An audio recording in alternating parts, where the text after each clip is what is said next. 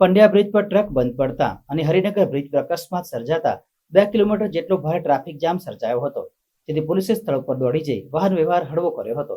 વડોદરા શહેરનો મુખ્ય માર્ગ ગણાતો અને દિવસભર વાહનોથી ધમધમતું પંડ્યા બ્રિજ પર સવારે ભારે ટ્રાફિક જામ થયો હતો. પંડ્યા બ્રિજ પર મોડી રાત્રે એક ટ્રક બંધ પડી જતા તેને ન હટાવતા સ્થિતિ ઉદ્ભવી હતી. આ બ્રિજ પરથી નોકરિયાત અને અનેક વાહન ચાલકો સવારે 2 કિલોમીટર જેટલો ભારે ટ્રાફિકના કારણે અટવાયા હતા.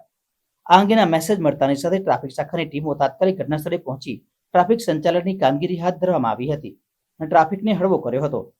બીજી તરફ શહેરના હરિનગર બ્રિજ પર ત્રિપલ અકસ્માત સર્જાયો હતો, જેમાં એક સાથે 3 કાર એકબીજા સાથે ટકરાઈ હતી, જેના કારણે બ્રિજ ઉપર ભારે ટ્રાફિક જામના દ્રશ્યો જોવા મળ્યા હતા.